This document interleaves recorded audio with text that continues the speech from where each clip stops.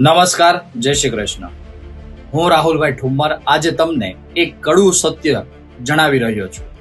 આપણે ઘણીવાર સાંભળ્યું હોય છે અને જોયું પણ હોય છે કે આપણા સગા સંબંધીઓમાં કોઈ વ્યક્તિ કે જે ઘરનો મોભી હોય તેમનું જ્યારે અવસાન થયું હોય ત્યારે ઘણા લોકો આશ્વાસન આપતા હોય છે કે તમારે જ્યારે પણ જરૂર પડે ત્યારે અમને બેઝિઝક જાણ કરજો.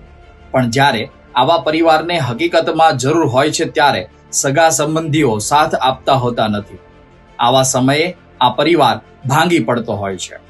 આ બાબતને ધ્યાનમાં રાખીને પાટીદાર સમાજ દ્વારા એક યોજના શરૂ કરવામાં આવી અને એ યોજના એટલે પાટીદાર પરિવાર સુરક્ષા કવચ યોજના.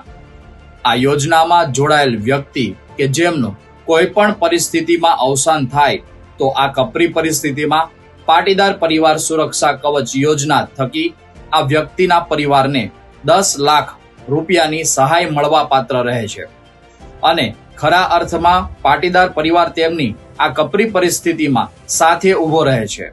તો મેં મારા પરિવારને તો સુરક્ષિત તો કર્યો, શું આપ આપના પરિવારને સુરક્ષિત કરવા ઈચ્છો છો?